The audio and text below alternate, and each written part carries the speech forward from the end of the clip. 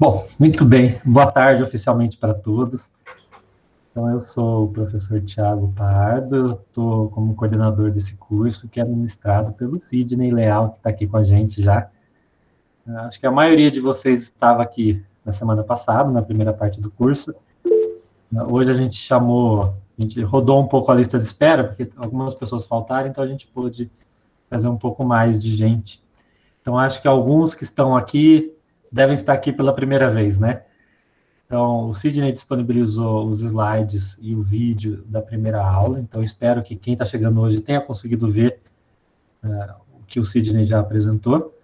E hoje a gente vai, então, para a nossa segunda aula, né, Sidney? Do nosso assunto predileto da semana, né? Agrupamento e Python. Né? Então, estamos felizes de ver todos aqui com a gente. Então, para quem ainda não sabe como é que a gente está fazendo, eu vou pedir para todo mundo ficar com o microfone desligado, tá? E escrevendo as dúvidas no chat. Eu vou estar aqui com o Sidney, eu vou estar coletando as dúvidas e passando para o Sidney conforme ele vai apresentando. O Sidney, quando ele apresenta, ele não nos enxerga. O Google Meet tem essa característica, né? Então, eu vou fazer o meio de campo aqui. Se vocês perceberem que a gente não respondeu alguma pergunta ou alguma coisa que vocês queiram comentar, podem ligar o microfone para nos avisar, tá? Mas eu vou ficar rastreando aqui para ver como que vai funcionar e o que eu posso passar para o Sidney. A outra questão é a presença. Então, vocês têm que ter 75% de presença, ou seja, pelo menos 3 das 4 aulas vocês têm que estar aqui, tá? Então, o que eu vou fazer? Eu vou disparar aqui a presença no chat e vou pedir para todo mundo escrever seu nome, tá? Então, um segundinho só. Eu vi que alguns já estão escrevendo, né? Então, presença do dia 23, só para a gente registrar oficialmente, tá? Então, por favor, todo mundo que está aqui online, só escrever o nome, dá um Enter, e depois a gente salva esse chat para vocês conseguirem um certificado depois que o nosso setor responsável pelos cursos prepara para vocês. Tá bom? Não tem problema que chegou depois, pode pôr depois o nome aí, é só para a gente conseguir rastrear. Mais algum recado, Sidney, que você acha importante da gente dar? Acho que é isso. O resto a gente vai falando durante a apresentação. Então, tá bom. Então, vou deixar o Sidney à vontade, tá? Então, dúvidas, comentários, fiquem à vontade. Quanto mais informal, mais bate-papo for esse curso, melhor, tá? Então, só vou pedir, então, para a gente fazer isso. Fiquem com o microfone desligado e vão postando as coisas no chat que a gente vai respondendo conforme vai sendo possível, tá? Então, Sidney, somos todos ouvidos. Professor Sidney, fica à vontade. Vamos lá. Boa tarde, pessoal. A segunda aula agora. Só retomando aqui, na aula anterior, a gente fez uma breve introdução, tem o vídeo lá. A gente mostrou o ambiente do Google Colab e falou um pouco do NLPnet. Hoje a gente vai falar um pouquinho dos ursinhos pandas e começar a falar do Scikit-Learn, mostrar bem por cima mesmo. E o corpus que a gente vai usar para esse exemplo, os exemplos de hoje, vai ser o PorSimplicent, que eu vou falar sobre ele também já. E olha aqui, por incrível coincidência, parou no slide que eu peço para vocês responderem o teste do close para mim. É o destino. Eu já vi que 9 pessoas já responderam. Sou eternamente grato às 9 pessoas, mas nós temos 66 pessoas aqui agora. Então, por favor, respondam o testezinho para mim. Eu vou colocar o link no chat de novo para vocês lembrarem. Leva 20 minutinhos. Pessoal, deixa eu só reforçar esse pedido do Sidney, tá? Vocês sabem que quando a gente faz pesquisa de pós-graduação, a gente precisa de dados, né? E às vezes são dados de humanos, então é rapidinho de fazer. Quebrem o galho aí pra gente, participem aí da pesquisa do Sidney. O Sidney promete preservar os dados de vocês, anonimizar, né, Sidney? Pacote completo. E para o Sidney que está fazendo doutorado, essa participação de vocês é bem importante. Então, tirem lá um tempinho hoje no fim da tarde, ou amanhã, tá? Só para ajudar um pouco o Sidney a avançar com a pesquisa. E olha o orgulho que vocês vão poder dizer um dia, quando o Sidney ficar rico com a pesquisa dele, vocês vão poder falar, eu ajudei, né? Eu participei dessa pesquisa. Adoraria, né, Sidney, ficar rico com a pesquisa. Até que seria bom. Então, vai lá. Não enviar o certificado é boa, hein? Mas ele pode enviar o certificado também, mas eu posso fazer assim, posso pedir para errarem o nome no certificado de quem não responder. Tem algumas coisas. A partir da terceira aula, a gente parte para as ameaças. Por enquanto é só pedido, tá? Sidney, quem não está participando, pode responder também, né? Tem uma pergunta aqui da Alessandra. Pode repassar para outras pessoas essa entrevista, essa pesquisa? Aí, tenha o meu agradecimento eterno. E consultoria de graça via Gmail também, no que precisar depois. Tudo bem, pessoal? Então, bom, hoje não tem slide, hoje a gente vai direto para o Colab. Vamos ver. Deixa eu só mostrar antes. Eu compartilhei a pasta aqui. Eu acho que eu ainda não passei para todos, mas eu passo hoje no final da aula. Eu atualizo lá o invite. Essa pasta PLN Python. Eu deixei ela pública. Aí tem aqui o que a gente mostrou na última aula, né? Os arquivos do EnelPnet e o PowerPoint também. Eu vou passar para todo mundo. Algumas pessoas tiveram problema para rodar o EnelPnet. E a gente notou que na hora que ele baixava o arquivo e descompactava, quebrou algum arquivo aqui do EnelPnet. Então, eu pedi para copiar dessa pasta e aí funcionou normalmente. Se alguém tiver essa dificuldade também, pode usar. Bom, vamos só ver se repassar a aula 1 aqui que a gente fez. Então, a gente falou do Colab, que dá para colocar texto e código ao mesmo tempo, misturar, instalar, e no final a gente só carregou e executou aqui o EnelPnet. Hoje, conforme prometido, vamos abrir um novo notebook e vamos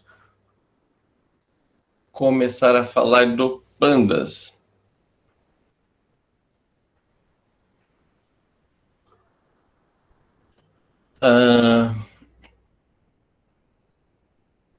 Antes dele, eu falei que a gente vai usar um corpus de exemplo aqui, né? Deixa eu salvar isso aqui como aula 2.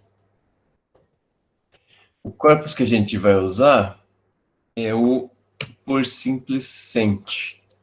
Se você falar no Google, por simplicent, ele vai jogar aqui para a página do GitHub, tem a documentação bonitinha de se precisar usar, como citar, etc., o que é cada coisa.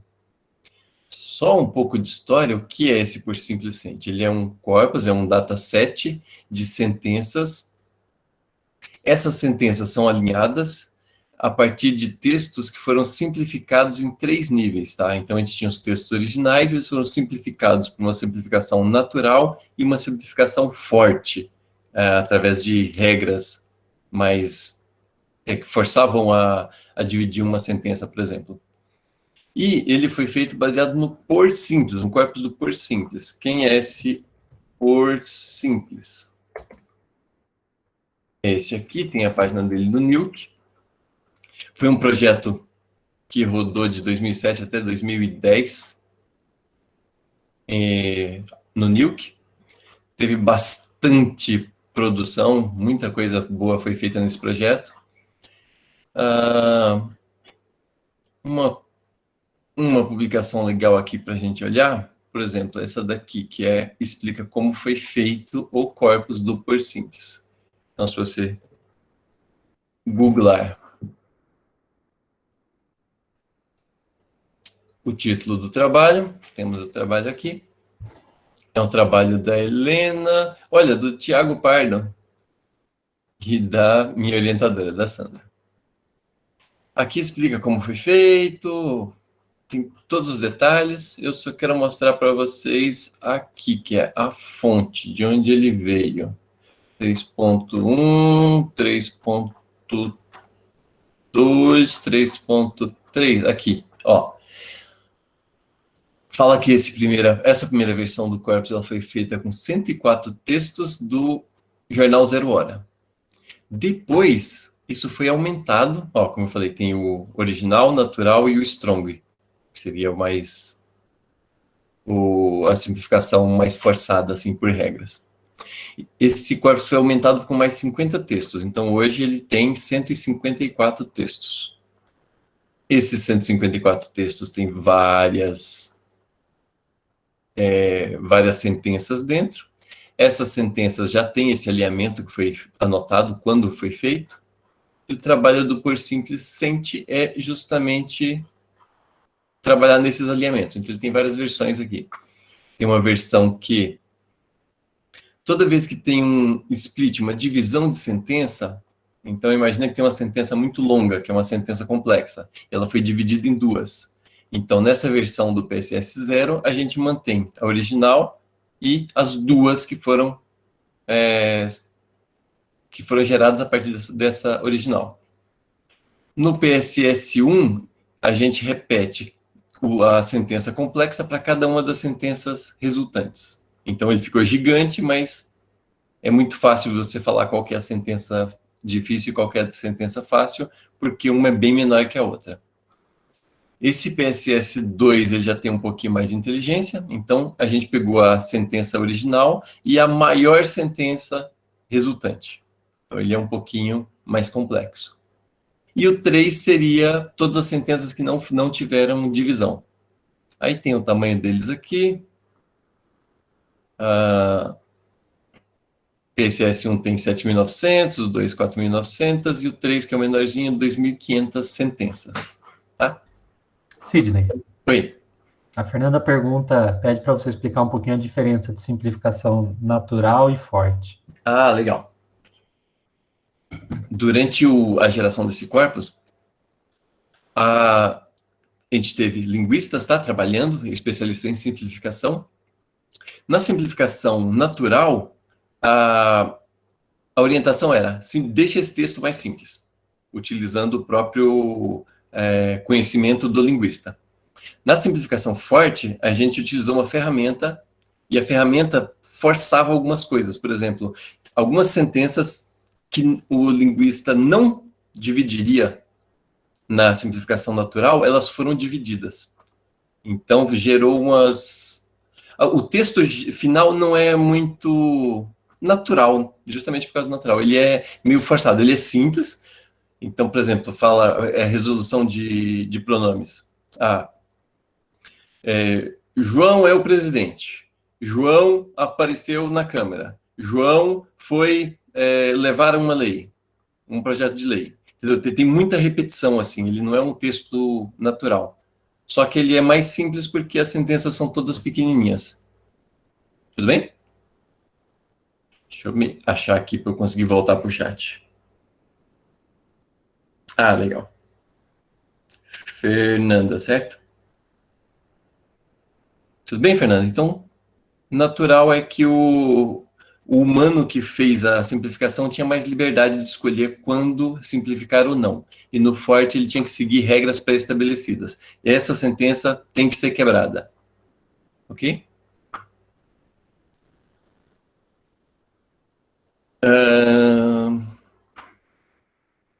O Thiago perguntou como foi feito o processo de simplificação.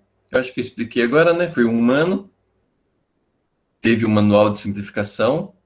Então, falava lá, por exemplo, sempre que você tem uma oração apositiva, você tem que dividir em duas. E várias outras regras desse tipo. Beleza?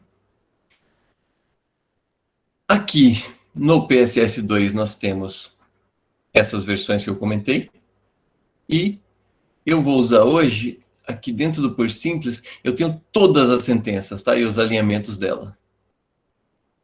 Então, se vier aqui nas sentenças, vou colocar um view raw aqui. Esse é o corpus. Não é muito grande, acho que ele tem 9.000 linhas ou 11.000 linhas, já a gente descobre. E aqui ele tem o ID da produção, que seria cada um dos textos, dos 154 textos, o nível dessa sentença, então essa sentença aqui está no nível original,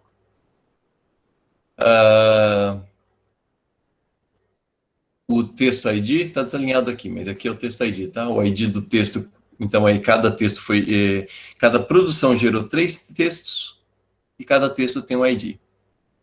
O ID da sentença é um ID único também para cada sentença do corpus, o parágrafo dentro daquele texto e o texto em si, tá? Então aqui a gente tem o original, natural e strong, por exemplo, para o primeiro texto. Tá? A gente vai trabalhar ele mais lá no Colab, só para vocês verem de onde está vindo isso. Então, já temos um corpus de texto para trabalhar. Vamos voltar para o Colab. O que é o Pandas? Então você começa com import pandas ASPD, só para dar um apelido para ele. Ele já vem instalado. Quem é o Pandas? Se você procurar no Google, você vai ver que o Pandas aparece antes dos ursos em si. Ele é mais famoso que os ursos, ó, Python Data Analysis Library. O site dele é bem completo, tem uma boa documentação, tem o guia do usuário, tem esse 10 minutos de Pandas aqui que dá uma introdução geral, vale a pena fazer também, explica como ele divide as coisas. Tá? E o Pandas é uma biblioteca que a gente utiliza para ler arquivos de dados e manipular eles dentro do Python. Por exemplo, vamos lá. Na última aula, estou com ela aberta aqui, a gente viu uma forma de abrir arquivo aqui montando do Drive, certo? Então a gente montava o Drive, importava e abria o arquivo a partir daqui. Hoje eu vou mostrar uma segunda forma de você importar esses dados e trabalhar esses dados aqui no Colab, que é acessando ele direto na internet. Tá vendo aqui que eu achei esse arquivo? Esse link está na internet, está público, então o Colab consegue chegar nele. Então a gente vai abrir e vai mandar o Pandas ler direto esse arquivo. Então, a gente coloca aqui, vamos pegar um data frame igual a pd read csv e passamos o caminho que ele vai ler. Acho que aqui já merece um parênteses que tá vendo que o read é read CSV, tá? E eu estou apontando um TSV. Qual a diferença de um CSV e um TSV? É justamente o separador, que no CSV é vírgula e no TSV é tab. Tab, não sei. Por que isso é importante? Geralmente a gente vê muitos arquivos, muitos exemplos na internet, ou mesmo padrão, usando CSV. Para trabalhar com texto, só mostrar aqui que ele já carregou, tá? Para trabalhar com texto, a gente tem um probleminha com o CSV. O que é o CSV? Imagina que você tem lá um dataset que tem, sei lá, vamos pensar, código, nome, aí você tem altura, largura, comprimento. Então, os dados seriam aqui, sei lá, A1, teste, aí teria aqui 12.3, 32. Nesse tipo de arquivo, é bem tranquilo usar o CSV. A gente tem aqui sempre a garantia que não tem vírgula no meio. Só que, bom, vindo para o Brasil, já tem o problema do ponto ou da vírgula no número, né? Você pode ter algum cara com problema, dependendo de onde você abre no Excel e salva, ele pode colocar aqui um 32,22, por exemplo. E aí já quebra toda a sua ideia. Porque aqui como é que você vai dividir em vírgulas se aqui tem uma vírgula?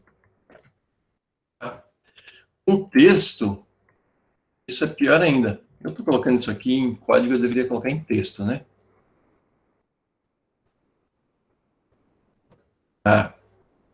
Aí fica melhor. Um texto isso piora, por quê? Imagina que, igual o nosso caso aqui, que a gente tem o texto fazendo parte do arquivo. Então, eu tenho código, texto e tamanho. Então, eu posso ter lá o A1, aí vem o texto. Se esse texto tiver vírgula, sei lá, por favor, respondam o teste close com atenção para o Cid ficar feliz. Certo? E aí, vírgula, e sei lá, 300. Aumenta, não? Tudo bem. O que acontece aqui? A vírgula faz parte do texto, não dá para a gente tirar ela. Aí você pode falar, tá, tudo bem, eu posso colocar então, o CSV tem esse padrão, a gente separa isso aqui por aspas. Ou aspas simples. Ou que seja aspas duplas. Mas, dentro do texto, a gente pode ter aspas também. Sei lá, ele disse 2 pontos. Respondam. Aí já deu ruim aqui. Aí você fala, não, vou colocar aspas simples, então, que aí eu sou mais esperto. Só que se você colocar aspas simples, a gente também pode ter aspas simples. Por exemplo, sei lá, caixa d'água. Enfim, são todos problemas que você vai ter se você usar o CSV como padrão. Então, eu recomendo usar o TSV. Então, se você olhar aqui no por Simplicent, eu uso o TSV e geralmente sempre que eu posso escolher, eu uso o TSV. Qual que é a diferença disso? Não sei se vocês estão acostumados. Por exemplo, um espaço aqui, dá para a gente visualizar um espaço, certo? E dá para a gente visualizar um tab.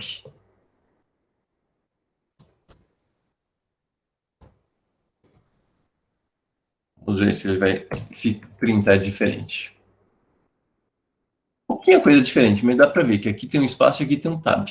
Mas ele é invisível. Pelo menos para a gente. Só que no arquivo ele funciona muito bem. O Excel usa esse padrão também para dividir as células, então ele é bem tranquilo.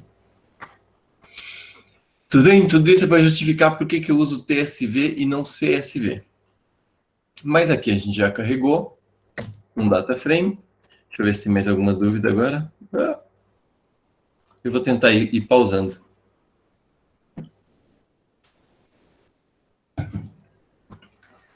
Onde eu parei aqui? Tá. Tem vírgula e aspas. Legal. A gente já vai chegar nisso. TSV tem problemas, os dados estão formatados, mantendo tab antes de pré-processar. Verdade, bem lembrado. Se tiver tab no seu texto, você vai ter que remover ele. Aí não tem muito o que fazer.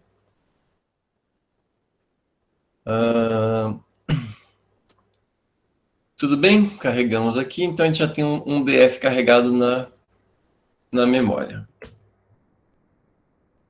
A gente viu aqui os campinhos que a gente tem lá, produção, o nível, o texto, o ID do texto, o ID da sentença, o parágrafo e o texto em si. E aí o Pandas, ele joga uma coluna de índice, tá? Esse é um índice dele que a gente vai usar para referenciar esses caras.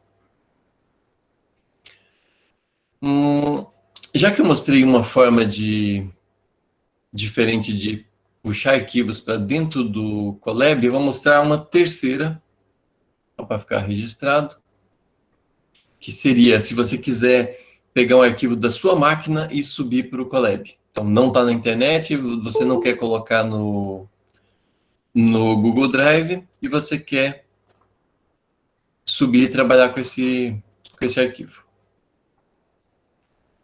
Como você faz? Você pode dar um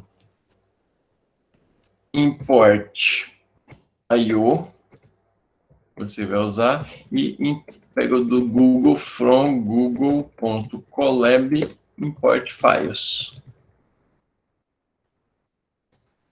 Isso é. E aí você consegue fazer um upload. Você coloca aqui uploaded igual a files que você importou, ponto upload. Vamos executar isso aqui. Aí te pede aqui para escolher qual arquivo que você vai jogar. Então eu vou colocar aqui, por exemplo, um outro TSV. Download, deixa eu ver em documentos, aqui.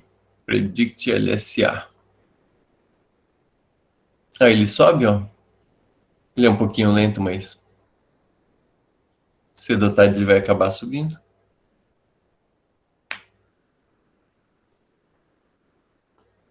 E uma vez que ele suba, você consegue usar esse cara para abrir no Pandas também. Então, df2 igual a pd.read csv. E aí aqui você só precisa falar para ele de onde vai vir isso, né? Por isso que a gente importou o IO lá, io.bytes IO. E aqui dentro, o arquivo que você colocou, uploaded, e o nome dele, que foi o close predict csv. Vamos ver se vai funcionar. E manda pintar o df2. O que ele reclamou aqui? Faltou falar que é separado por tab, certo? Sep igual a /t. Ok? Então, esse é um arquivo que eu subi da minha máquina. Tem aqui várias colunas. Colunas numéricas também. E esse já é um arquivo gerado a partir do close das respostas lá. Com alguns cálculos. Inclusive aqui a parte lembra do POS que a gente tirou?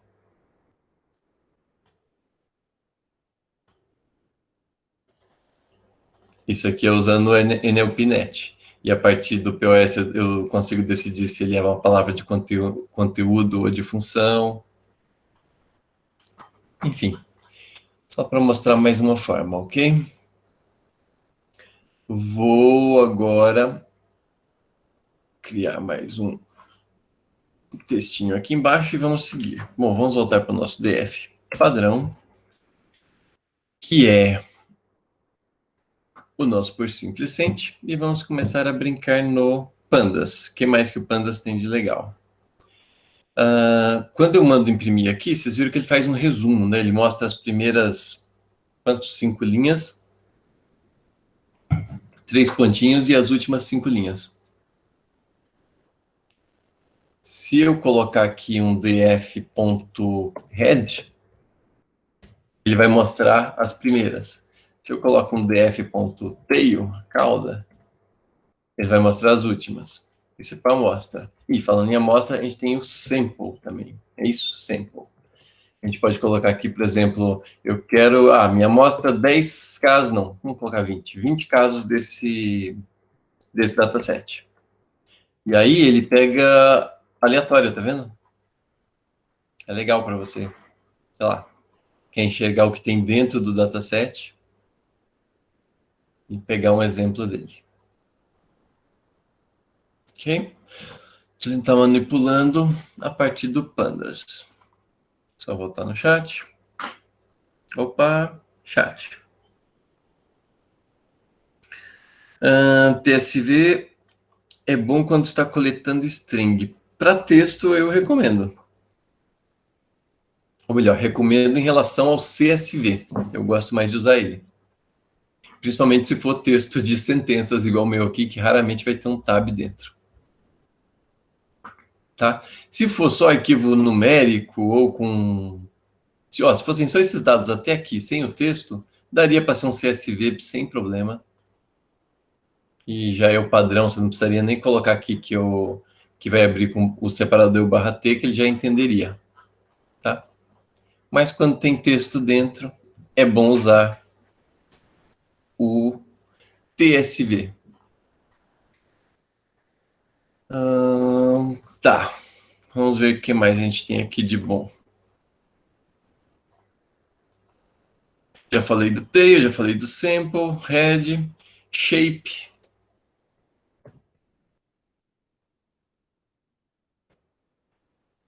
Lembra que eu comentei que eu tinha cerca de 11 mil linhas? Na verdade, eu tenho 9 mil, né? Mas é que ele fala que ele tem 11 mil linhas por 6 colunas.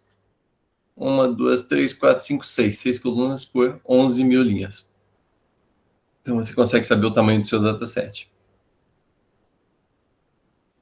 Shape, tá. Agora, para recuperar um item aqui desse dataset. Então, por exemplo, eu quero ver só a coluna dos textos. Você coloca aqui df e entre colchetes e aspas, você vai colocar o título da coluna, tá? Se mandar imprimir isso aqui, ele pegou direto somente a coluna, tá vendo? Isso é muito útil, a gente vai ver mais para frente, quando a gente começar a usar somente algumas colunas. Que mais? Ele tem várias funções que você consegue acessar a partir daqui. Então, sempre que você faz assim, você coloca o nome de uma coluna, ele retorna uma série, tá? Então, aqui ele chama de data frame. E quando você pega uma coluna específica, ele chama de série. E a série tem algumas funções para ajudar também. Então, por exemplo, se eu colocar aqui df level. Não, lembra que eu comentei que tem uns 154 textos, certo? E que o ID da produção é o ID do texto. Então, se a gente tem 11 mil linhas aqui, devemos ter várias linhas repetidas, certo? Várias production ID repetido, porque é a mesma produção com vários textos dentro. E se eu quiser saber quantas production ID eu tenho? Então, se eu pegar aqui production ID, em todos, já deu para ver que tem algumas repetidas, eu posso colocar aqui o ponto unique. Deixa eu ver se é isso. Eu acho que é unique.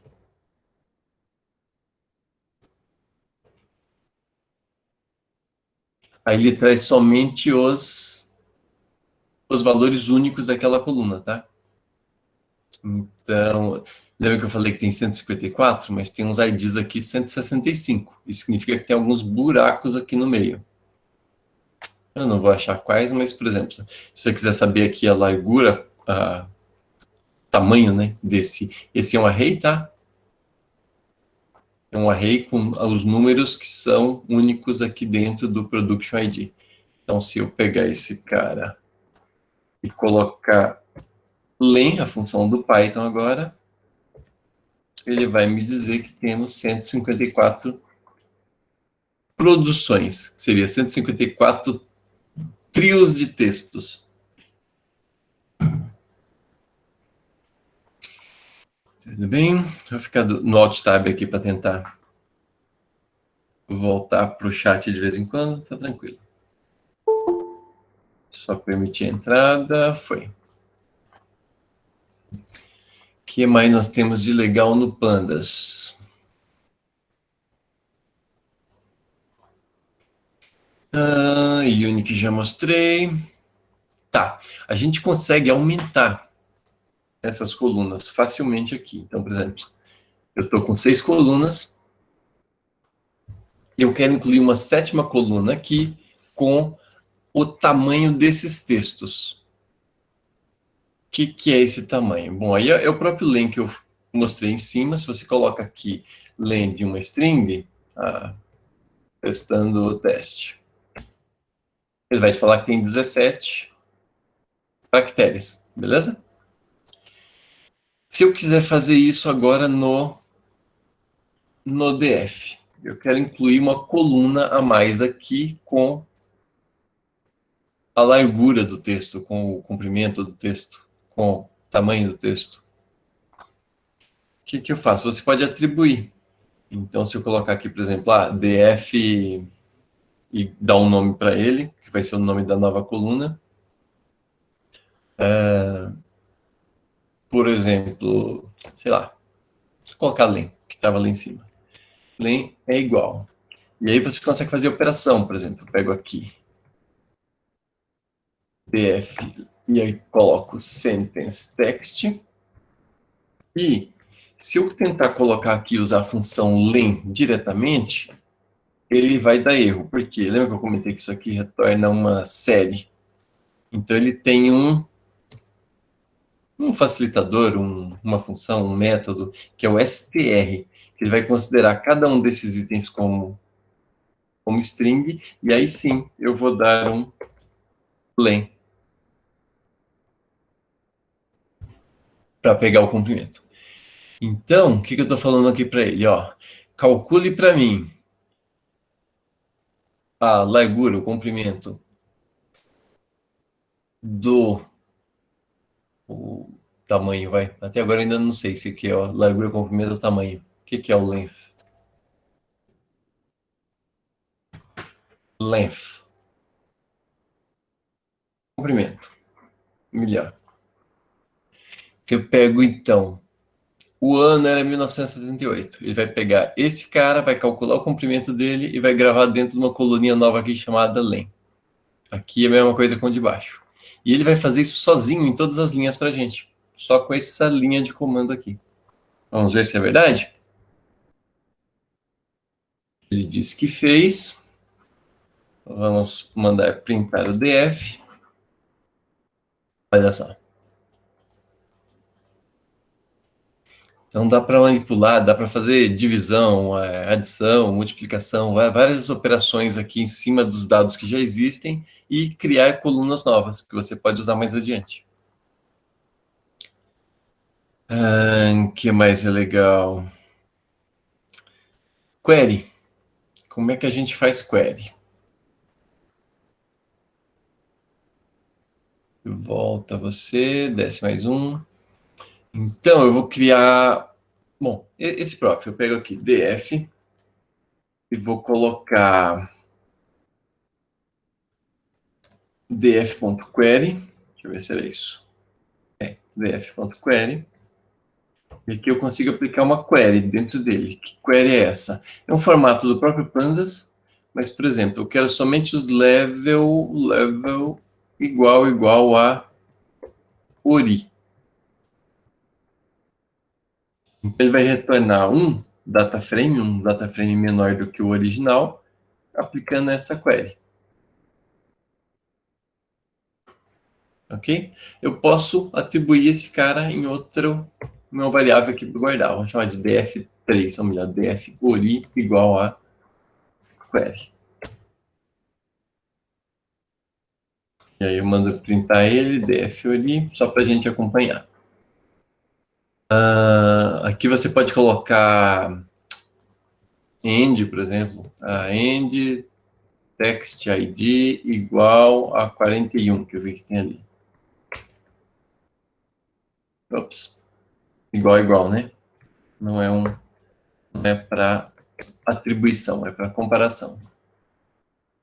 Então você consegue, além de enriquecer com mais dados, você consegue filtrar e pegar subsets dentro do seu dataset maior. Vamos deixar como ori maior mesmo. Deixa esse aqui de exemplo. Vamos deixar todos os oris aqui.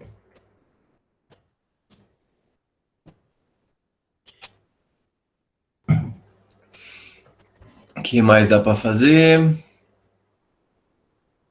Bom, lembra que eu falei que o sample pega aleatório, né? Só para ter certeza se não veio nenhum aqui. A gente pode dar um sample de 20 e ver se só tem original aqui. Só temos o original. Que mais? Tá, a gente inclui uma coluna aqui que é um numérico, ok? Quando a gente tem um dataset, nesse caso aqui não tem muito, os dados numéricos eles são categóricos, na verdade, né? Eles não são numéricos, que é só ID.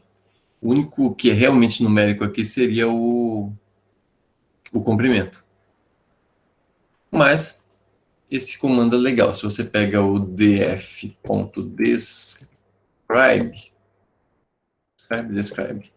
ele faz já uma análise rápida no seu dataset e ele te mostra algumas estatísticas interessantes. Oh, dá para ignorar, então, os primeiros aqui, que eu falei, eles não são numéricos, apesar que ele dá os valores. Mas aqui, por exemplo, a gente sabe que a quantidade total é 11.949, a média do comprimento das sentenças é de 87 caracteres, aqui é desvio padrão, mínimo, a sentença menor tem 8, a maior tem 2.302, é algo estranho aqui. Vamos ver mais para frente. Chat está de boa? Tem dúvida? Tem a pergunta do Jairo, Sidney. Jairo, achei. Mas para fazer query, o arquivo não deveria ser um BD para aplicar SQL? Não, essa é a mágica do Pandas. O Pandas ele cria uma abstração, ele pega os dados, carrega para ele em memória e ele permite que você execute queries nele. Mas atenção, não é query SQL padrão, tá? É query no formato dele. Então, se você vier aqui, pandas query, ele vai te dar o formato que ele aceita. Cadê? Column data frame query, str query string. Em algum lugar aqui ele passa exemplos. Evol dataframe.query.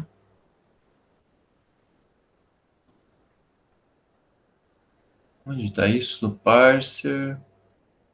Enfim, não é uma query SQL, por exemplo. Tanto é que, por exemplo, no SQL você usa igual somente, né? Aqui você é obrigado a usar igual. Então, a query dele é mais próxima do Python do que para o SQL Server. Beleza? Se fosse um BD para usar SQL, geralmente você usaria SQL antes de trazer os dados para o Pandas, tá? Ou você carrega a tabela toda para o Pandas e trabalha, ou se você precisa aplicar alguma query que só funciona no SQL, não consigo imaginar alguma aqui, mas se você quiser fazer isso, você poderia, por exemplo, criar uma view no SQL e essa view você já aplica o que você quer e já entrega os dados aqui para ele já pré-filtrados, né? E aí, assim, em cima disso, você pode aplicar mais filtros. Porque o Pandas, ele vai carregar tudo para a memória, tá? Então, se você tem uma tabela muito grande, você precisa ter uma memória muito grande também. É possível transformar data séries em data frame? É possível.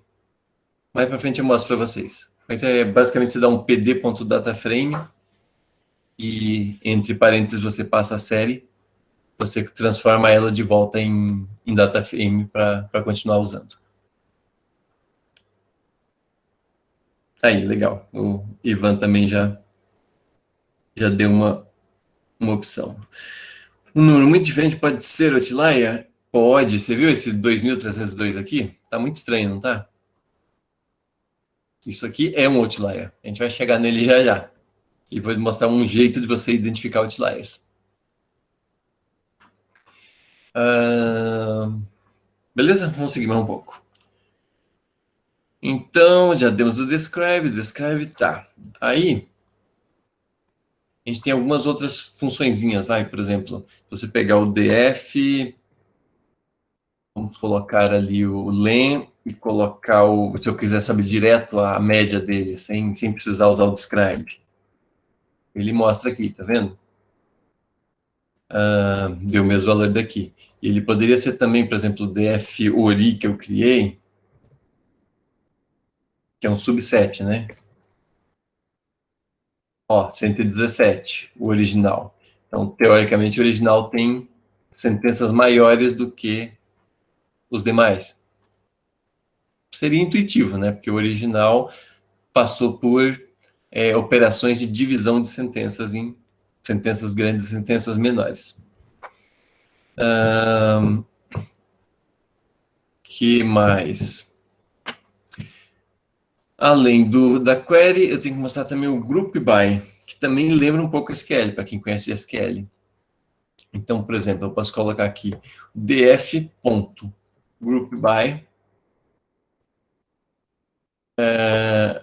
Aí aqui eu vou passar para ele o campo que eu vou usar, por exemplo, vamos agrupar aqui pelo level, tá? Agrupando pelo level, e eu posso pegar alguns valores a partir daqui. Então, ele agrupa por level, como se ele retornasse um dataset menor, um data frame menor. E aqui eu vou pegar o campo len, que eu criei, e vamos ver a média, vai.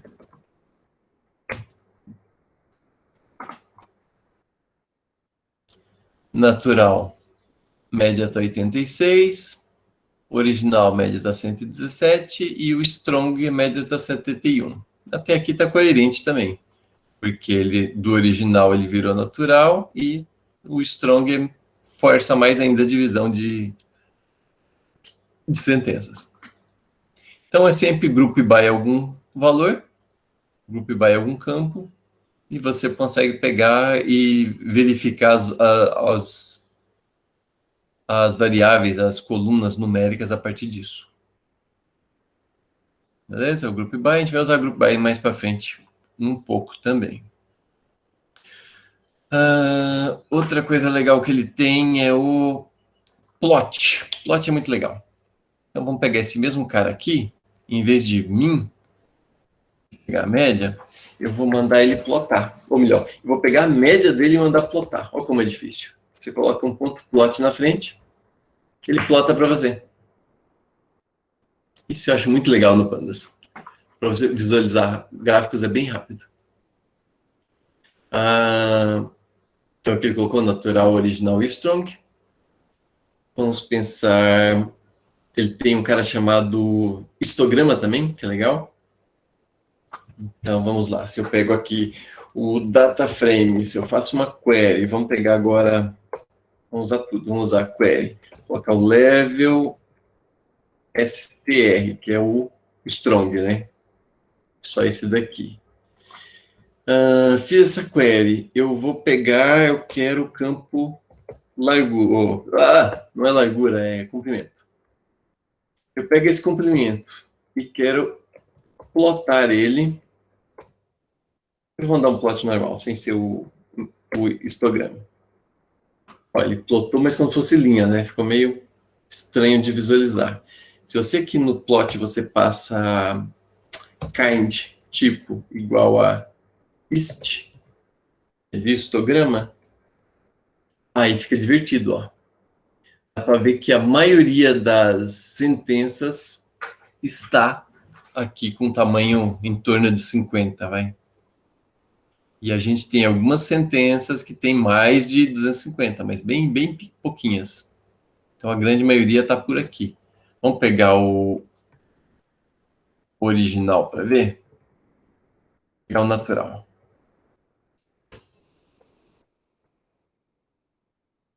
Natural, parece que tem um outlier aqui. Vamos ver no original se melhora. O original está mais consistente, ó.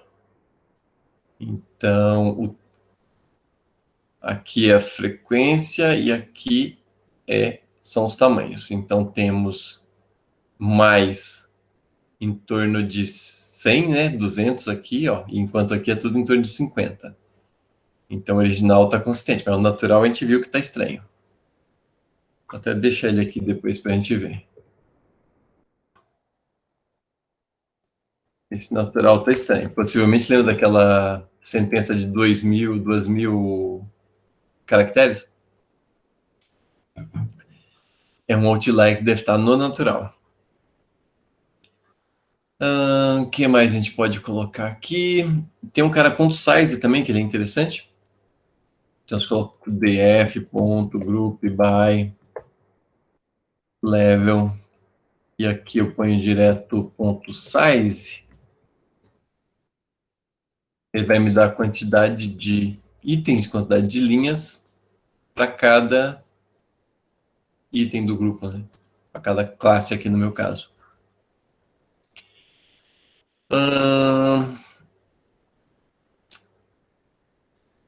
Ele tem um cara chamado sort também.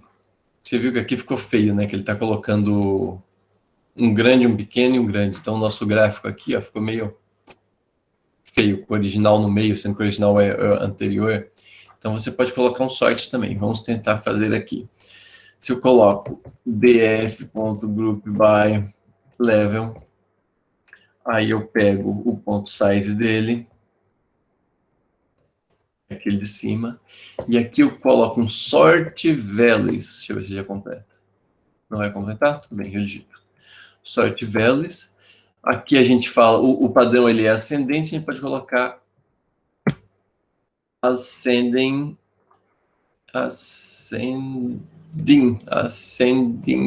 igual a false. Ok? Deixa eu ver se isso aqui que ele já me retorna. Ah, ele já retornou na ordem, tá vendo? Do maior para o menor. E aqui eu posso dar um plot.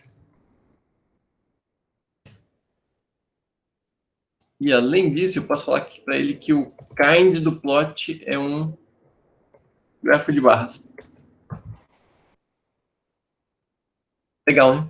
Tipo, em uma linha só você consegue fazer um monte de coisa e ainda plotar um gráfico. Tá.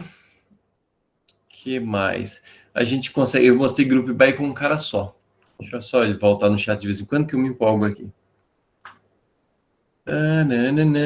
Data série já foi. Biblioteca, o Renan falou para usar o biblioteca para pegar SQL, legal.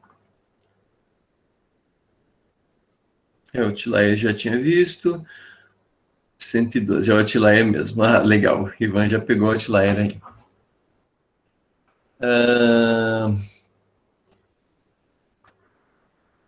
A gente consegue fazer aqui Group By com mais de um campo, o que é legal também. Então, por exemplo, eu posso colocar df.groupby. Só que aí, por exemplo, antes estava level, né?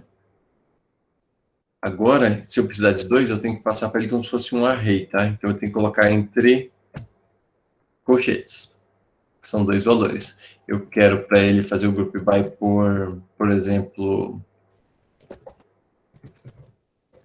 ID da produção, production ID, e o level. Então, a gente vai saber para cada produção quantos níveis, né? São 3 níveis, mas quantas sentenças ficaram em cada nível, por exemplo. Aqui, ó, produção 1, Natura, o original tinha 16 sentenças, o natural foi para 26 sentenças e o strong foi para 31 sentenças, ou seja, várias sentenças aqui foram divididas em mais de uma. Tá? Que eu ia mostrar aqui? Ah, vocês viram que geralmente ele esconde, né? O pandas aqui só mostra um pouquinho. Mas se você quiser forçar ele, não, eu quero ver todas as linhas. Você tem como fazer isso com a seguinte configuração. Essa eu tenho que copiar, que eu não lembro. É pd.set option.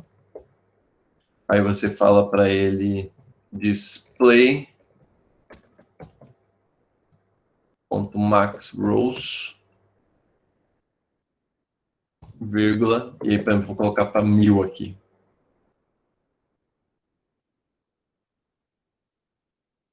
E aí, em seguida, eu vou mandar fazer a mesma coisa. Vamos ver. Aí mostra tudo. Nossa, mostra tudo mesmo. Deixa eu voltar para a senha aqui. Não polui muito. Beleza. Beleza, já foi o site, já fomos. O que mais? Tá, vamos à caça daquele outlier agora. Se eu pego lá o DF, Group By, pelo nosso level, e vamos pegar a largura, vamos mandar plotar. Simples assim. Por esse gráfico já dá para ver que, opa, tem algo estranho aqui. Temos um outlier, certo?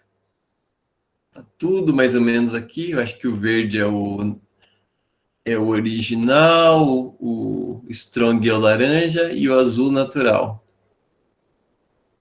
Tem algo estranho. Vamos tentar descobrir quem é esse cara.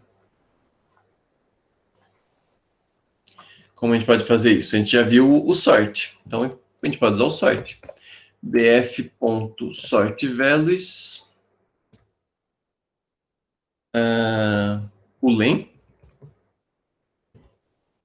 A gente vai colocar o ascending sortValues len, ascending false, para trazer o maior primeiro. E vamos colocar, lembra do head? Os 10 primeiros maiores. Ocupado aqui. Está dizendo que essa produção, essa sentença ID está com 2.300. Vamos investigar mais. Eu consigo mandar printar só ela. Como eu faço isso? Eu posso colocar aqui o df.lock. Tem dois métodos, duas funções importantes no DataFrame, que é o iLock e o lock. O lock permite que você acesse qualquer linha e qualquer coluna baseado nos índices que você está vendo aqui na tela, do próprio Pandas. E o iLock, você faz a mesma coisa, só que com a posição, por exemplo. Esse cara deve ser, aqui por coincidência, deve ser o 11.654. Deixa eu só autorizar mais uma entrada aqui, peraí. Entrou. Deixa eu aproveitar e já ver o chat. Tá sussa.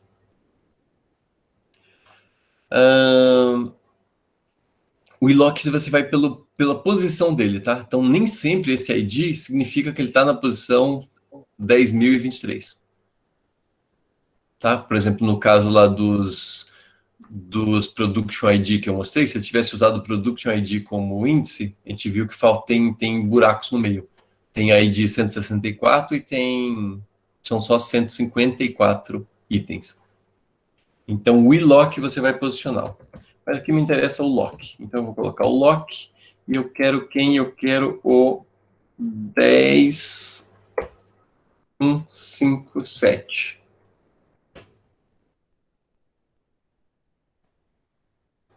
Ele é natural, a gente já viu. A sentença dele nem coube aqui. Vamos mandar printar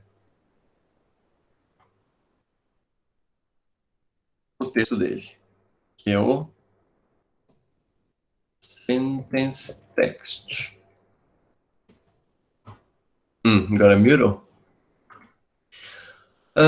Seguinte, quando você começar a olhar esses /R, /N ou /T como texto, é sinal que deu algo muito errado. Tá? Quem não sabe a história do... Bom, o /T eu já expliquei lá em cima, que é um tab, né? É como o Python e várias linguagens referenciam o Python, que ele é um caractere invisível, você coloca /T.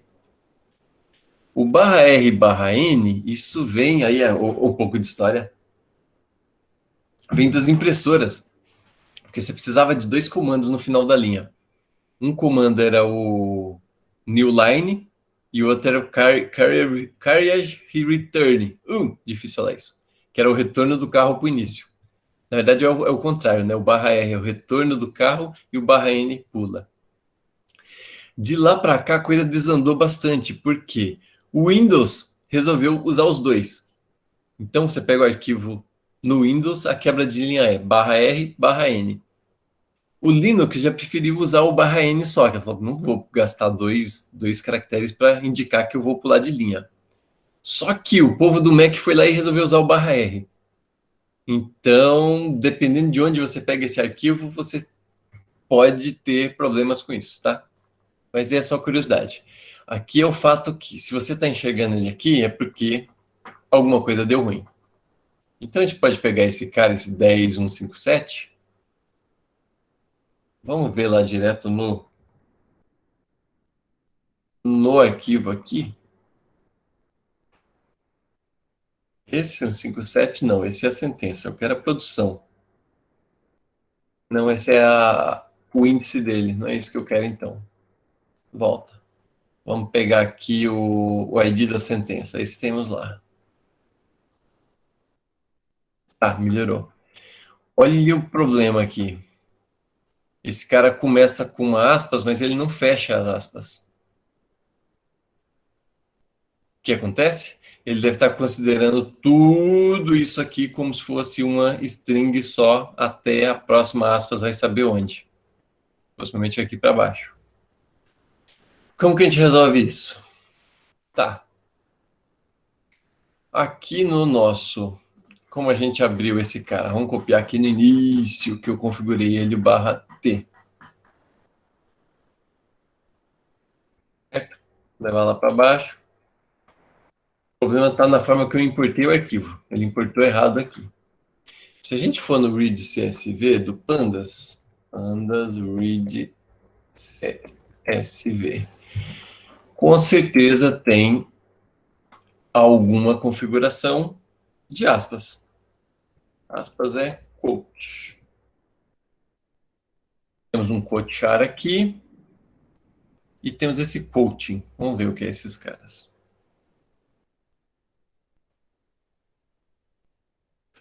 Quote char você pode passar um caractere específico. Esse quoting que é mais legal para a gente, ó, ele tem a opção de você usar mínimo, tudo, ou seja, tipo, todas as strings estarão com aspas, todas as informações não numéricas estarão com aspas, ou esse quotinone, que é o 3 aqui, que fala que não considera as aspas para nada. Se tiver lá, você puxa, se não tiver, utilize as aspas como se fosse um caractere do texto mesmo. Esse me interessa. Então, quoting 3. Aqui. Quoting 3. Ele vai abrir o dataset de novo. O DF está aqui de novo. Vamos ver a posição 157 se melhorou, se piorou.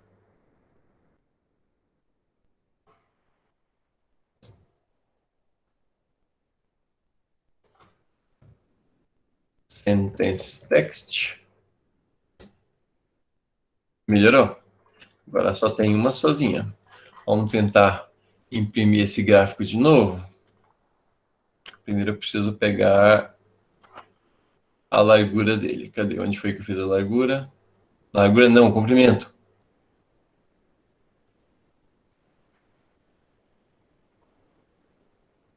Aqui. Levar isso lá para baixo de novo.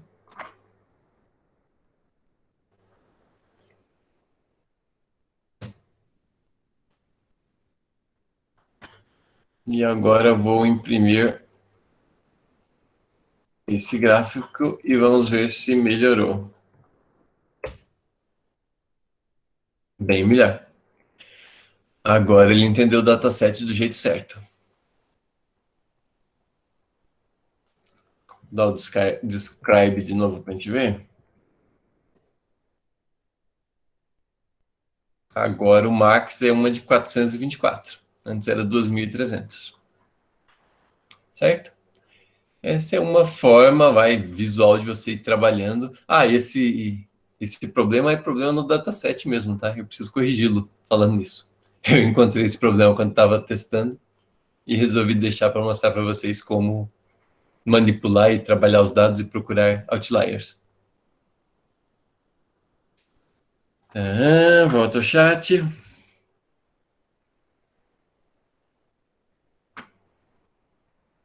É isso aí.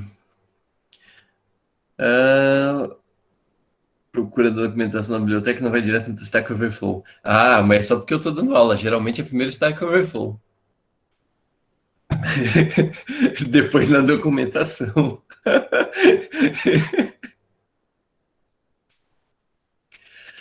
Tem algum caso que não seria bom usar o Kotlin 3?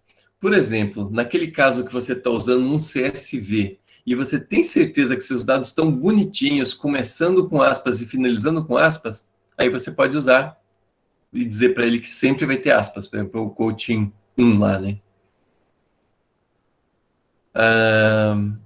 Fora isso, eu não vejo. Se você usou TSV, eu usaria o Kotlin 3, eu costumo ajudar bastante. Beleza? Deixa eu só ver que são 3 horas, ó. Estamos bem ainda. Tem a parte do Scikit para mostrar ainda. Deixa eu só ver se faltou alguma coisa aqui.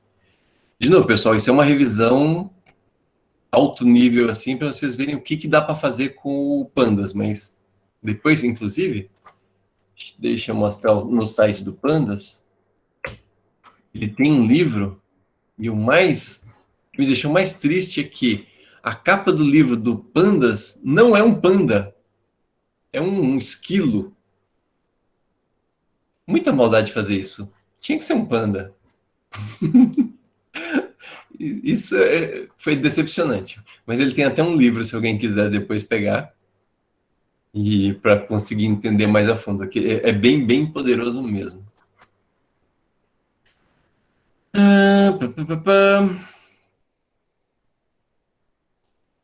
Já mostrei. Tá. Última coisa do Pandas que eu quero mostrar é que se você precisar iterar, então assim, eu tenho lá 11.000 linhas. Aqui eu estou manipulando todas no atacado, vai. Se eu precisar mexer uma por uma, como eu faço para iterar entre essas linhas? Você pode fazer um for, igual no Python normal. Você vai declarar um i que vai ser seu contador e a sua linha onde? No data frame. E aí você vai colocar... lembra do ponto lock? Aqui você consegue passar um range. Então, por exemplo, eu quero da linha 1 até a linha 10.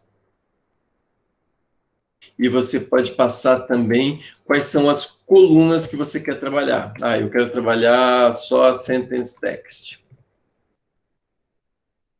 E, no final de tudo, você coloca o ponto iter rows. Acho que é isso. Vamos ver se vai dar certo. E aí, de novo, aqui você tem como dar um print no i, na linha e no campo que a gente puxou. Vamos ver se vai funcionar isso. Funcionou. Se você quiser todos aqui, você pode passar só assim. Ele vai varrer o seu dataset inteiro. Ou se você quiser um período específico, eu quero do 100 até o 300. Ele vai pegar e vai um por um. Então você consegue, não sei, por exemplo, rodar o NLPnet linha por linha. Você teria que fazer algo assim. Tá? Varrer todas as linhas do seu data frame e aqui trabalhar e gerar um outro data frame ou algo parecido. Eu acho que de introdução do Pandas era isso. A gente vai continuar usando Pandas para tudo agora, mas como fundo. E a gente vai começar no Scikit. São 3 horas. A segunda parte é mais rápida. Só ver se tem mais alguma coisa. Talvez alguma dúvida. Ninguém tem dúvida? Podemos avançar para o Scikit?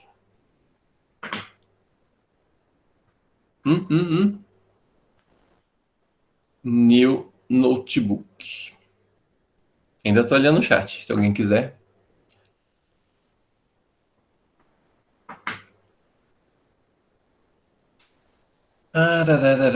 Vamos pegar agora, a partir do ponto que a gente já limpou o dataset, vamos pegar e usá-lo aqui. Cadê o load? Bom, esse. Vamos partir daqui. Copy Selection. Então, esse vai ser o aula 2B. Import pandas as PD. E vamos ler o dataset.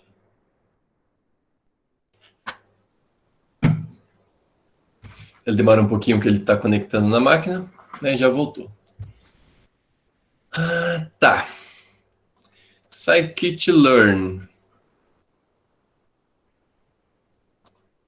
Quem é esse cara? Vamos pro Google. Fecha esse, fecha esse, fecha esse.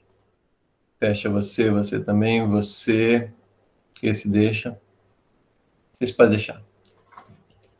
Scikit-learn ou sklearn, os íntimos.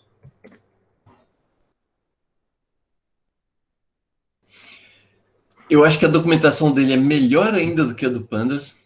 Essa biblioteca é muito boa e tem muitas figurinhas. Eu acho que eu gosto mais por causa das figurinhas. E aqui dentro a gente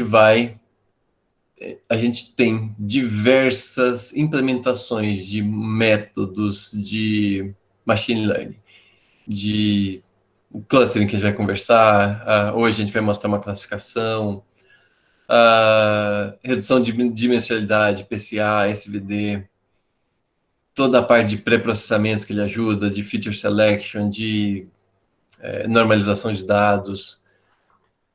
Enfim, tem um mundo gigante aqui e muito legal. Vamos começar devagar.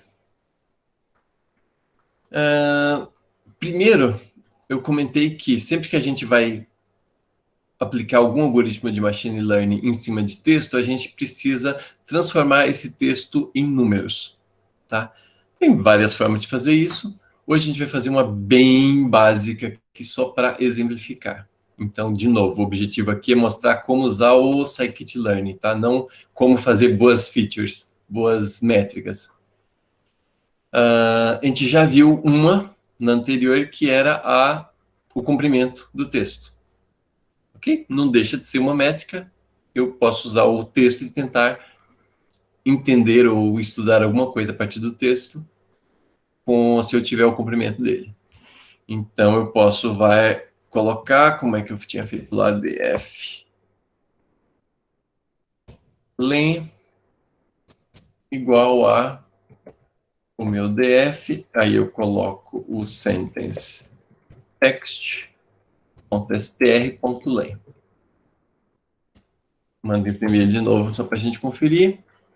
Então, nós temos aqui a primeira das minhas features, que é o comprimento do texto. Ok?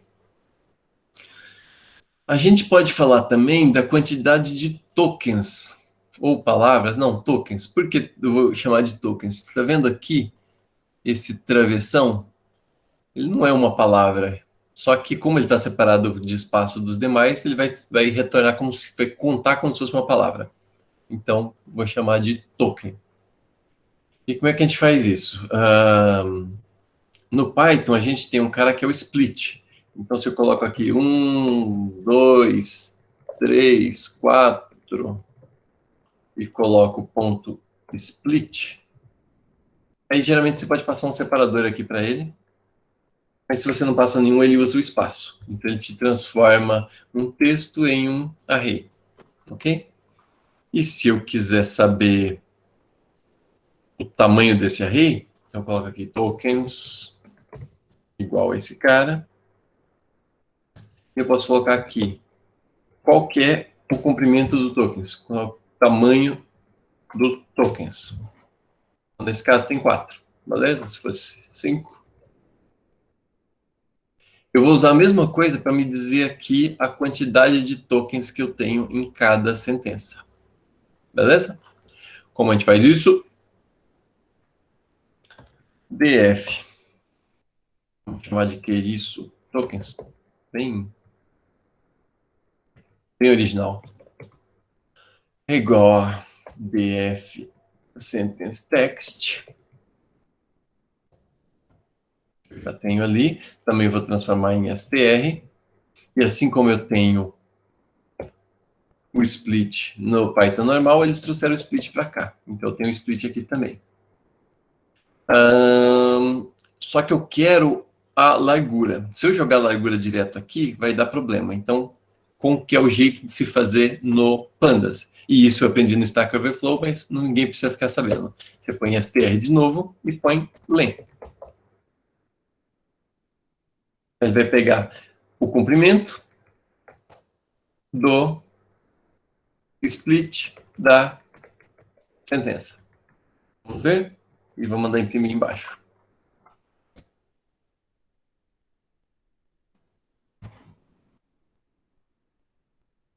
Agora, nós temos duas colunas numéricas que representam cada texto. Ok? O comprimento delas e a quantidade de tokens. Baseado nessas duas colunas de números, o que a gente vai querer fazer aqui? Usando o scikit-learn, a gente vai usar um classificador, bem simplesinho, vai ser o regressão logística. Cadê você? Logistic Regression.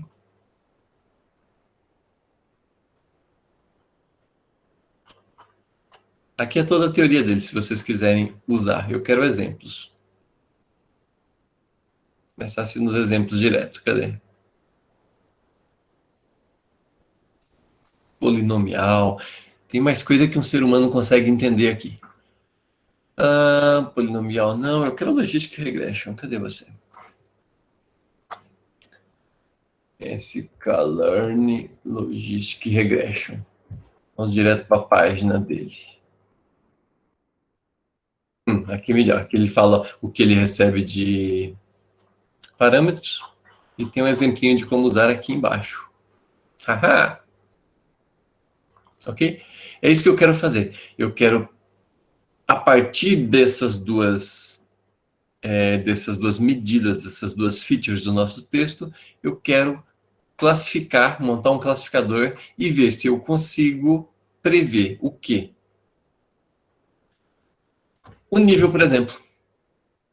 A gente já viu que tem uma certa correlação, porque os originais, eles têm sentenças maiores, certo?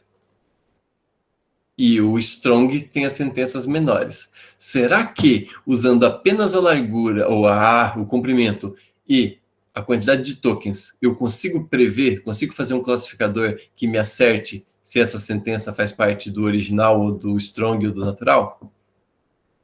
Esse é o nosso objetivo, tá? A gente vai fazer um classificador para isso. Não sei se vocês sabem a diferença de classificador e regressor. Isso é legal. Quer ver? Deixa eu voltar aqui. Ele mostra os regressores e os classificadores. Ó, nós temos classifiers e regressors. A Logistic Regression, apesar de ter regressão no nome, ela é um classificador. Bem resumido, tá? Um classificador é aquele exemplo que eu dei das frutas. Então, eu tenho lá maçãs e laranjas, e baseado na textura e na cor, eu quero classificar se é uma laranja ou se é uma maçã. Beleza? Eu tenho valores categóricos ali. O regressor, ele te traz valor. Então, por exemplo, eu quero, a partir da textura e da cor, predizer o preço da maçã. Então, eu tenho lá, anotei várias maçãs, as maçãs mais bonitinhas e mais lisinhas são mais caras. E as mais rugosas e mais verdes são mais baratas. Então, eu tenho isso anotado, também é uma aprendizagem supervisionada, eu tenho esses valores anotados, e eu crio um regressor para tentar estimar o preço baseado nesses dois valores. Tá? Isso é um regressor. No fundo, em alguns casos, um regressor ele pode ser convertido num classificador. Por exemplo, se eu quero, esse mesmo exemplo das maçãs, eu quero classificar só se ela é maçã do tipo A ou do tipo B, tipo maçã cara ou maçã barata, ou tipo exportação ou tipo nacional. A gente sempre fica com os piores. Então eu posso colocar lá que se o preço passar de certo nível, ela vai ser exportação.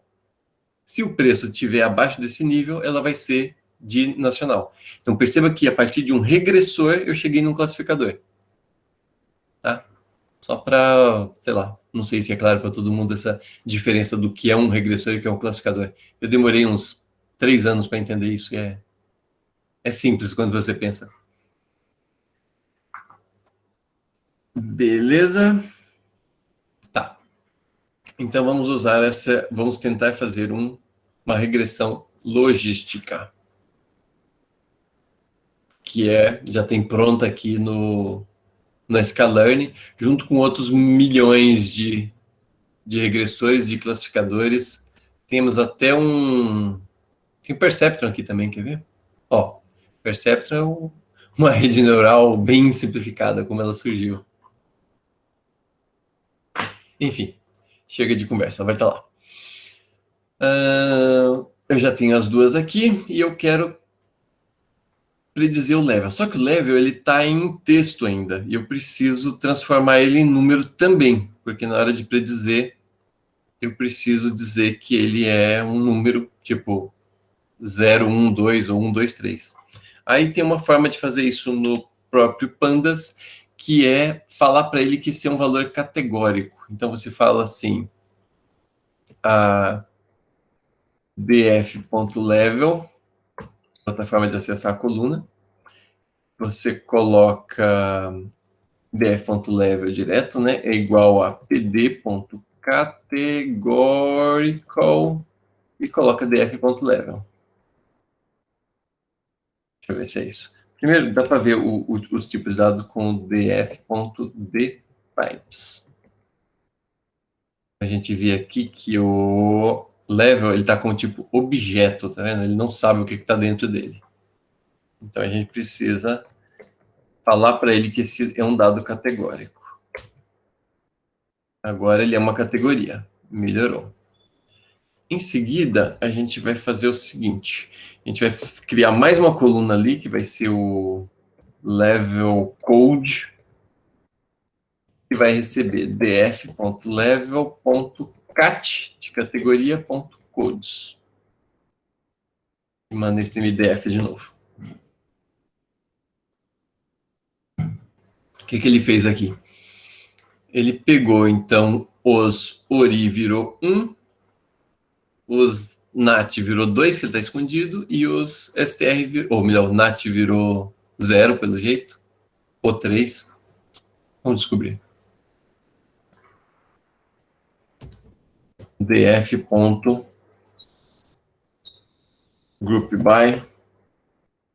level. Eu quero pegar aqui os level code, para ver se assim vai direto. Direto não vai, né? Eu tenho que dar um min ou um max. Vamos colocar um... que seja um min. O nat ficou como 0, o ori 1 e o str 2. Beleza. Agora... Sidney, Oi. a Camila pergunta: você poderia substituir as strings diretamente na coluna delas sem criar uma nova coluna com os códigos? Entendeu? Pode. Ele permite. Só que aí você está destruindo uma informação que você pode querer lá embaixo mostrar num gráfico. Eu sou sempre adepto de incluir uma coluna quando a gente faz esse tipo de transformação. Tá? Pode ser que eu queira um gráfico mais adiante para pegar os resultados e mostrar STR, não 0, 1, 2. Mas é possível sim. Tá, a gente tem aqui então já temos as nossas coluninhas que a gente vai trabalhar. Então a gente meio que ignora o resto ali, porque esses valores que a gente vai usar para o nosso preditor, para o nosso classificador. William, boa ideia. Você pode copiar o DF, criar um segundo data frame, e nesse data frame você manipula e deixa como você quiser. Assim como você pode fazer um sub-data frame desse aqui agora, que é o que a gente vai acabar fazendo aqui mais adiante. Você vai ver que na hora que eu for treinar o algoritmo, eu vou pegar um data frame somente com a comprimento e com os tokens. Então, tanto faz. Aí é o gosto do freguês. O que a gente faz agora? Já temos as categorias.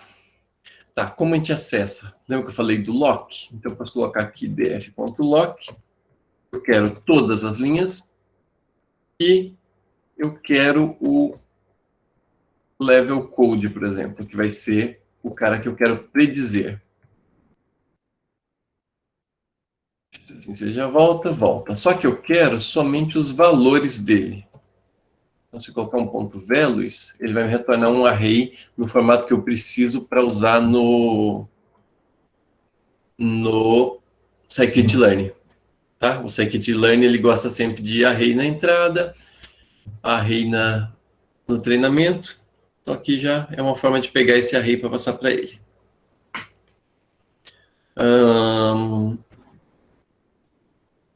Tá, temos todos os caras aqui. Que mais? Uma pausa rápida. Vamos só plotar esses valores num gráfico. E aí é em uma outra biblioteca gigante que eu não vou explicar, mas fica como demonstração do que ela pode fazer. Matplotlib pyplot as PLT. E você pode falar aqui que esse plot vai ter uma figura. Aí você passa para ele o fig size 12,9 é o número de linhas e colunas que ele vai usar. E agora vem a parte que, assim, até eu copiei, tá? Então não precisa se tentar entender tudo. Mas basicamente você vai mandar ele montar um gráfico onde você passa o X. Então o X quem é? Ele pode pegar o lock aqui, pode pegar todas as linhas. Eu quero a minha coluna len, vai ser o eixo X, beleza? E aí o meu eixo Y vai ser a mesma coisa, só que com o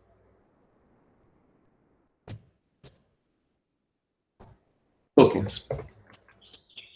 Já tem o X, já tem o Y, eu preciso falar para ele agora a classe, para ele pintar bonitinho. Então, é C de color. Então, a color vai ser qual classe? Mesma coisa, lock de novo, todas as linhas, e aqui eu vou passar para ele que ele vai me pintar de acordo com a cor, que é o level code. Ponto values, né, para pegar o arrayzão. Bom, vamos ver assim como fica. plt.show. Ó, que bonitinho. Já deu para ver que somente essas duas métricas não são boas para um classificador nesse caso. Esses pequenos aqui, os amarelos, devem ser os strong, os fortes, mas ó, temos fortes aqui por aqui, então mesmo que ele consiga um classificador linear aqui, não ia conseguir. Os azulzinhos claros devem ser os originais, eles estão mais espalhados para cá. Agora os naturais estão bem no meio, não dá para... Enfim, mas a gente é insistente.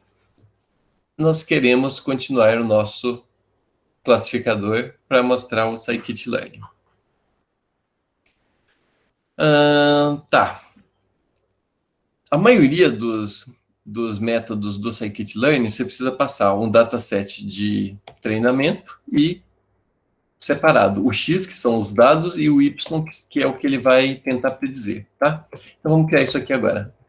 O X vai ser o df.lock, todas as linhas. Dentro dela vai ter o quê? O subset que eu comentei, que vai ser a largura e os tokens.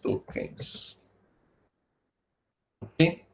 E o meu Y vai ser quem? Vai ser df.lock, mesma coisa. 2 pontos. E aqui eu quero o... Não. Esse pode ser direto df.levelCode, que é o que a gente criou, né? Ele já é categórico. Vamos dar um print no X para ver e vamos dar um print no Y para ver.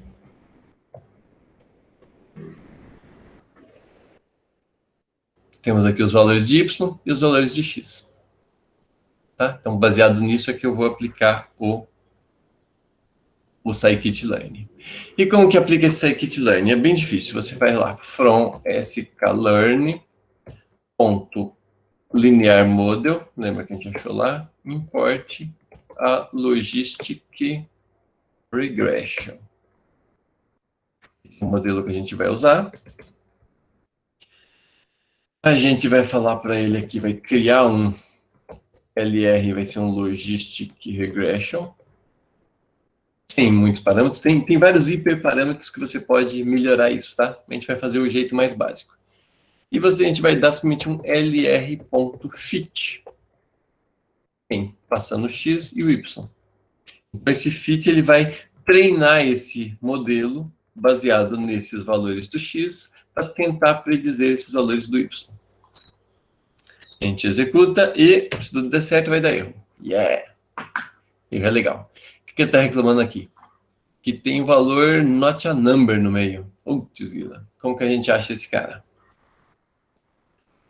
A gente tem um cara no NumPy, que é outra bibliotequinha legal, bastante utilizada, que ele te diz quais linhas de um array, quais itens de um array que são not a number ou não. Tá vendo? Para cada item aqui, ele vai te retornar. Se for um not a number, ele retorna true. Com esse cara, a gente consegue usar um outro métodozinho do NumPy, que é o np.where. E a gente coloca np.isNum.x. Esse cara retorna exatamente quais são os itens que estão com problema. Então, aqui, por exemplo, é o 2060. É um item só, ainda bem para a gente. Então, se a gente vai lá no df.lock e coloca esse 2060, olha só, not a number. Em tudo aqui. Por curiosidade, se a gente pegar aqui a sentença ID 5843 e vamos lá no nosso arquivo, a gente vai ver que realmente é um erro, outro erro do dataset. É uma sentença que não tem nada. Tá? Então, a gente precisa arrumar isso antes de continuar aqui. Como que a gente arruma isso? A gente pode usar um método aí do próprio... É do array do NumPy, que é o fill.na, fill not a number. Então, se a gente colocar aqui x igual a x.fill.na com 0, ele vai substituir tudo que é not a number por 0. Beleza? Aí, para testar, a gente pode usar esse mesmo cara aqui de novo. Não tem mais nenhum. Not a number. Aí a gente volta aqui, vamos pegar nosso código. Jogar lá para o final. Mais um. E vamos executar. Ahá! Agora não deu, agora treinou. Como a gente sabe se esse classificador ficou bom ou não? Vou mostrar um jeito errado, mas eu vou mostrar. De novo, do sklearn, a gente tem um método de medidas, tá? sklearn.metrics. A gente vai usar o precision recall f-score, não é isso que eu quero. Pode ser, f-score. Esse método, ele calcula precisão, revocação e o f-measure, a medida f do seu classificador, para saber se ele acerta bem ou não. Deixa eu ver. 36? Tá acabando já. Deixa eu mostrar para vocês isso. Precisão, revocação. Não sei se vocês já viram isso aqui. Por exemplo, você tem se você tiver aquele dataset perfeito, balanceado, com duas classes, com todos os exemplos exatamente da mesma quantidade de cada classe, você não precisa se preocupar com isso.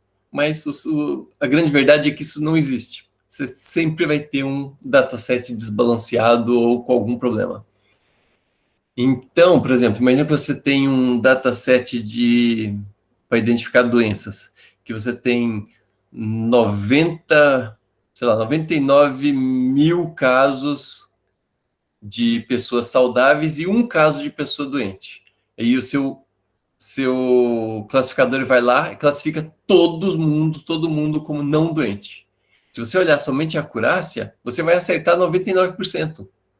Estaria perfeito. Só que você não acertou nenhum caso doente. Então, na realidade, está muito ruim. Aí, para evitar esse tipo de coisa, existe esse cálculo, que ele vê a precisão e a revocação. Então, quantos você acertou que realmente era certo, quanto você errou, e a medida F é a média harmônica entre as duas. Tem aqui embaixo. Interpretação, cadê a medida? Aqui, ó. F-measure. Ele simplesmente faz uma média harmônica entre os dois. Então, se você for fazer algum classificador e quiser reportar esse classificador em algum lugar, em algum artigo, use a F-measure, que é bem melhor que a acurácia. E esse cara, o scikit-learn faz automaticamente para você. Como? Você passa para ele... Primeiro tenta predizer, né? Vamos predizer os y aqui. O nosso modelo LR que eu acabei de criar. E vamos mandar ele predizer. Aqui eu vou predizer o mesmo dataset que ele usou para treinar, tá? Ele treinou desse dataset, eu quero saber se ele consegue predizer o que ele acabou de treinar. É errado fazer isso. Já mostro um jeito melhor. E, em seguida, da predição, eu vou ver quanto ele acertou. E aí que eu vou usar o Precision... Vou ter que digitar, chato. Recall F-score support. Aí eu vou passar o Y, que é o valor real, o Y pred, que foi o que foi predito. Isso deve dar certo.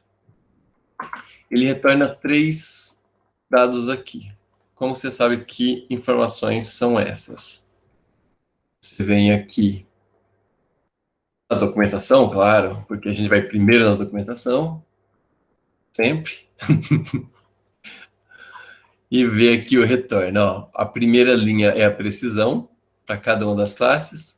A segunda é o recall, para cada uma das classes. E o terceiro é o F-score. Beleza? E o suporte é só a quantidade de itens de cada classe. Tá. O que ele está dizendo aqui para mim? Vamos ver. Vamos direto na F-measure. Para a primeira classe, ele errou muito, acertou 0,2. Acertou, né? Na realidade, teve um F-score de 0,2 apenas. A segunda, 0,4. E a terceira foi um pouquinho melhor, de 0,61. Mas ainda assim, ruim pra caramba. Se pegar a média dos três aqui, dá abaixo de 50. Então, um chute randômico acertaria melhor. E isso no dataset que ele foi treinado. Ou seja, pior ainda. Mas, como eu falei que isso não é o jeito certo de fazer, deixa eu mostrar rapidamente só como que a gente faz quando você tem um dataset pequeno. Bom, primeiro, se você tiver um dataset grande, perfeito, lindo, joia, você tem que separar uma parte dele aleatoriamente para treinar. Geralmente a gente faz 80-20. Separa 80% para o treino e 20% do seu dataset fica como exemplos nunca vistos. Nesses 20% é onde você vai aplicar a sua validação, para ver o quanto o seu modelo generaliza no mundo em exemplos que ele nunca viu. Tá? É semelhante a você dar em aula os mesmos exercícios que você vai colocar na prova. Então, é meio injusto assim. Às vezes, a gente acaba errando, como o próprio modelo errou aqui, mesmo sabendo que os mesmos exercícios que ele treinou foi o mesmo exercício da prova. mas não é legal. Se você quer saber se o modelo generaliza realmente, é bom você colocar itens diferentes, do mesmo assunto, mas diferentes do que ele usou no treinamento. E se você tem um dataset pequeno, tem um negócio chamado K-fold, que é bem legal. Deixa eu pegar imagens aqui que eu acho mais fácil de visualizar. K-fold é bem isso. Você pega o seu dataset inteiro, por exemplo, esse aqui é um five-fold, né? Um cinco-fold. Você divide ele em 5 partes e você roda o seu modelo 5 vezes. Na primeira vez você treina com 3, testa nesse. Na segunda vez você treina com os outros 3 e testa nesse. Na próxima vez você treina nos outros 3, testa nesse e testa nesse. Com isso você garante que você treinou em todos os exemplos e sempre testando a parte que ficou de fora. E você passou o seu dataset inteiro. É uma garantia de que, mesmo com poucos dados, você consegue generalizar. E aí você tira a média de todos, tá? Para saber no final o quanto seu modelo é bom. Como que a gente faz isso? Com a ajuda do nosso super sklearn. Então, nós temos no sklearn.model_selection import K-fold. K-fold, cadê você? Aqui. Aqui a gente vai definir para ele um número de quebras. Você viu que lá estava 5, né? Vamos colocar 5 também. Geralmente dá para usar 10. 10 ele treina com 90% dos dados e testa com 10. 5. Tá. Vamos fazer então um for. E aí ele vai te entregar aqui os índices do treinamento, os índices do teste. Onde? No K-fold, passando a quantidade de split, n-split. E aqui você dá um split em qual dataset? Vamos usar o x. Poderia ser o y, porque ele só vai usar a quantidade para sortear, mas vamos usar o x. Tá? Aí, dentro desse loop, lembra que eu falei que a gente vai fazer ele 5 vezes? A gente vai pegar, separar um x de treinamento e um y de treinamento. Como que isso acontece? A gente pega o x, aqui eu vou usar o iloc, que eu tinha comentado, que ele vai pegar o índice especificamente. Esse cara retorna o índice, não o valor, né, do pandas. É o índice mesmo, do array. Então eu coloco aqui o train index, que vai ser uma lista, e no y eu faço a mesma coisa, iloc, e passo para ele o train index. Então ele vai pegar os mesmos caras do x, as suas contrapartes no y. E eu vou ter um x de teste e um y de teste. Que vai ser o x.iloc do meu teste index e o y.iloc do meu teste index. Ele já me quebrou, então, o dataset em 2 partes. Aí o resto é igual, vou colocar aqui o lr.fit, só que eu vou passar para ele o treinamento e o y de treinamento. Ok? E cada vez que ele rodar, eu vou pedir para ele testar o quanto ficou bom esse negócio. Então, a predição ypred é igual a o meu modelo de regressão logística, ponto, predict em o x do teste. Tá? Porque ele usou o treinamento, o teste ele ainda não viu. Então, ele vai tentar predizer o do teste. Aqui embaixo, então, a gente pode colocar que o result é igual ao meu precision. Agora não precisa digitar, que bom. Quem? O y teste, que é o valor real, e o meu y predito. Ele vai calcular esse result. Só para a gente usar ele, a gente poderia dar um print nele aqui, mas vamos usar ele no final. Vamos colocar aqui, results igual a um array do Python. E aqui a gente vai dar um results.append. Eu vou ficar concatenando no final dos resultados o result. Okay? Saiu do for, eu vou mandar imprimir o results. Ele já rodou as 5 vezes, aqui ele mostrou a precisão de cada uma das vezes. A gente já viu que está ruim igual. E se a gente quiser falar, dar um valor só final, a gente pode chamar aqui, sei lá, quero reportar no meu paper quanto foi o meu F-score final. Então, eu poderia usar o próprio Python agora para calcular isso. Então, F-score total igual a zero. Aqui eu posso colocar for cada resultado no results. Eu vou pegar e vou criar o F-score. Primeiro eu vou pegar a média, porque aqui eu tenho 3, né? Em cada linha eu tenho 3, então eu vou pegar a média. Como eu calculo essa média? Eu vou usar o NumPy mesmo, NumPy min, e vou pegar aqui o res, é um array, tá? Res é um array, e eu quero, esse é o item 0 dele, esse é o item 1 dele, esse é o item 2 dele. Então, vou pegar o res, item 2. Aí eu tenho a média, eu vou pegar, vamos printar esse cara aqui. Res 2, só para ter certeza, né, que eu estou pegando os valores certos ali. E o F-score AVG para ver se ele fez a média certa. E eu vou pegar o F-score total e somar com essa média. No final de tudo, eu posso então dar o meu print F-score. Quem vai ser? Vai ser o meu F-score total dividido pelo número de classes, pelo número de splits que eu fiz, pelo número de iterações.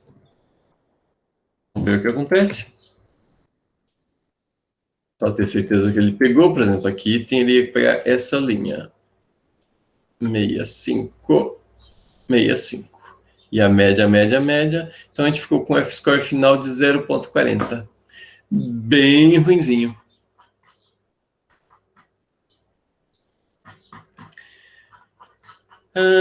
Dúvidas? Uou. Deixa eu voltar mais aqui agora até onde eu li.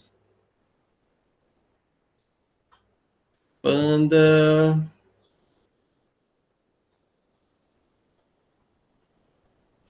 Value counts.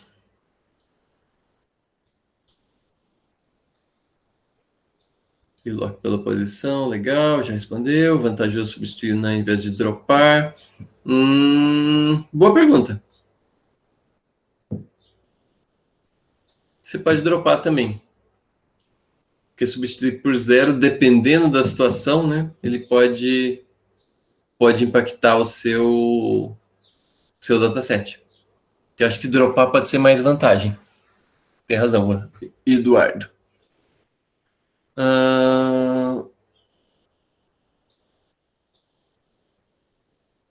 Legal, o Robson falou que às vezes pela média é legal, também bacana. Matriz de confusão, o F-score calcula, vai internamente uma matriz de confusão para conseguir dizer para cada classe quantos acertou, quantos errou, e aí ele faz a média harmônica, usando a precisão e recall. Tem validação, Laís já respondeu, depois compartilhar conteúdo do curso da pasta. Tá, eu vou jogar tudo naquela pasta e eu coloco o link no próprio invite.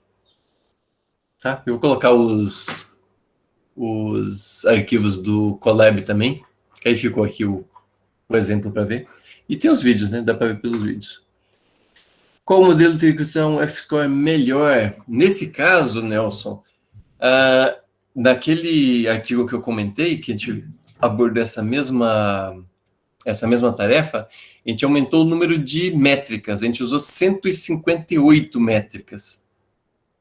Somente o tamanho da sentença e o tokens, não, com nenhum modelo você vai conseguir um resultado bom, que é o que a gente viu lá no print. Não dá para separar muito.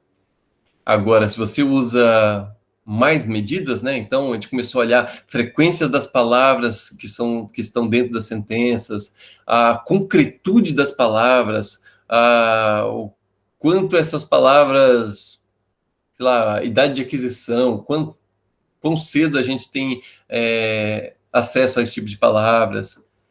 E no nível de sentença, tem sentença, está na voz passiva, está na voz ativa, tem aposto, não tem? Quantas orações tem na sentença? Então, com mais medidas, a gente vai resolver esse problema de forma bem legal até. A gente conseguiu chegar em 97% de classificação. Tá? Ivan, acho que precisa mais features. Isso aí, o Ivan já matou. Precisa de mais medidas. Ok, pessoal. O que tinha para passar hoje era isso. Era mais uma. Foi bem corrido. Eu achei que fosse ter mais tempo para a gente falar mais devagar. Mas eu acho que fica gravado, dá para voltar e revisar. E também vai mandando dúvida no que tiver. Era mais para mostrar como usar o Pandas e como usar o Scikit-Learn. O que dá para usar dele. Tá? Bem introdução da introdução. Muito bom, Sidney. Muito obrigado. Acho que tá todo mundo elogiando aqui, gostou muito. Legal. Então, a gente volta na semana que vem, né? Então, vou pedir para o pessoal tentar chegar um pouquinho mais cedo. A gente está dando 2 minutinhos de espera aí. Tem que entrar 5 minutinhos antes para a gente começar juntos. Quais são as cenas do próximo capítulo, Sidney? O que nos espera semana que vem? Próximo capítulo, vamos ver. Vamos falar de LSA, parte semântica, TF-DF, legal, outra forma de transformar texto em número. E já começar a falar do Scikit-Learn, do Camins e do Agglomerative Clustering, que são métodos não supervisionados. Legal? Tudo bem. E o corpo também, né?